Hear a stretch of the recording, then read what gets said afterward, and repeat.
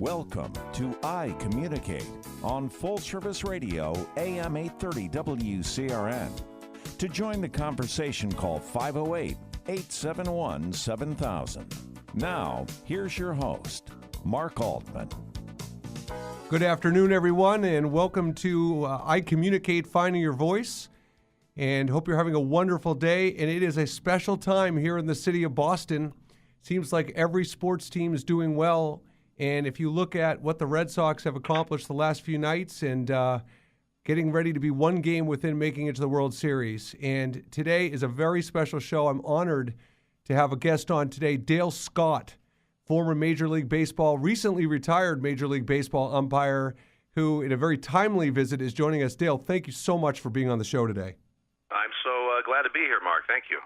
So, Dale, here we are right in the thick of the NLCS and ALCS, and I noticed in doing some research on you that the pitcher tonight for the Houston Astros, you have some history with this guy. You were part of the umpiring crew who saw him throw a no-hitter. I saw him throw a no-hitter twice. I was on the bases for, I believe he's only had two no-hitters, and I was on the bases for both of them. One was in Toronto, and one was in Detroit, I believe. So, Dale, quick question about that. You know, there's all this talk when a pitcher's throwing a no-hitter that no one wants superstition, no one will talk to them, and no one does anything, and the players are on edge. What's it like for the umpires involved in a game like that when a pitcher's throwing a no-hitter?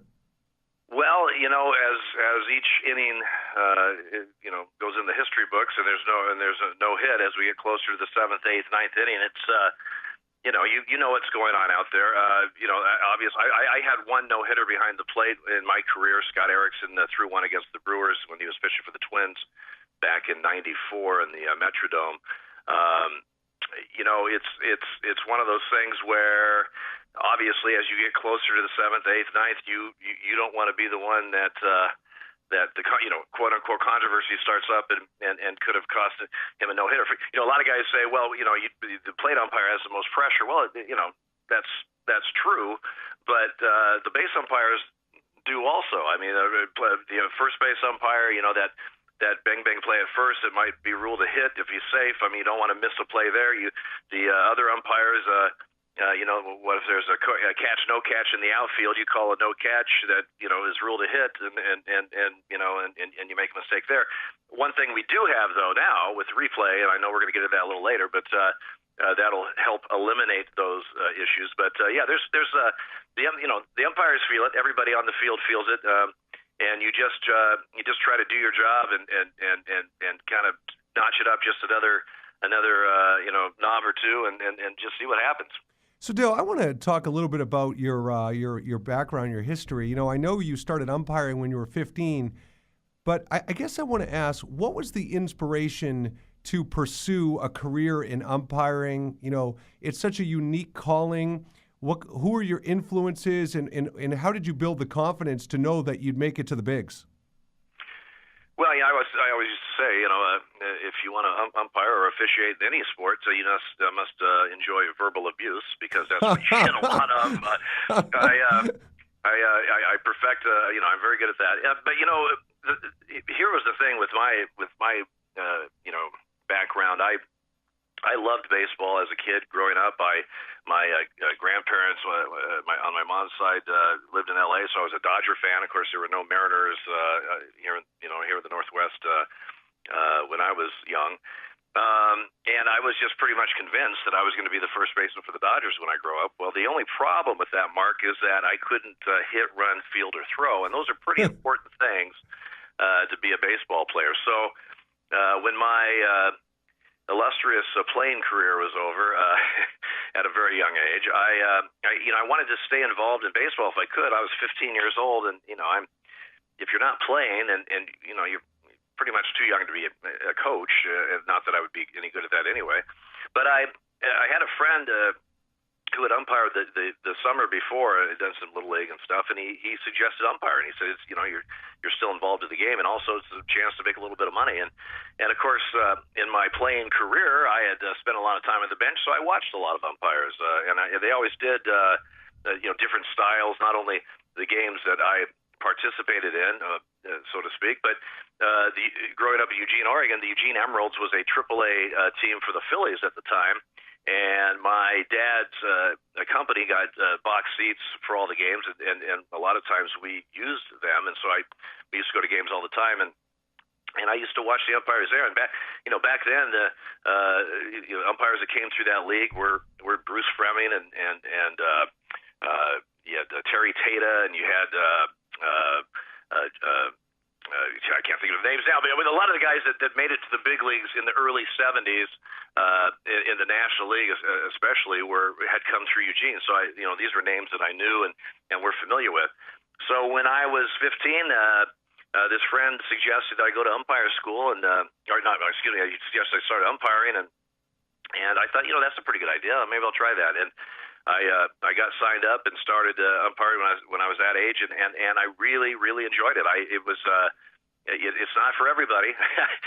There's no doubt, but the challenge of every day you walk on the field, or in other sports you walk on the court, you never know what's going to happen. I mean, you could have a no-hitter that day. You could have a perfect game that day. You could have a 19-inning game that day. You could have a triple play and 2 obstructions that day, or so. Who knows what you may have, because every game is different, and you have to be ready for that challenge and ready to deal with whatever comes your way. And so it was something I really fell into. I enjoyed. I also started officiating basketball and football just up to the high school level a couple of years after that. I did that for 20 years each, as I also did baseball.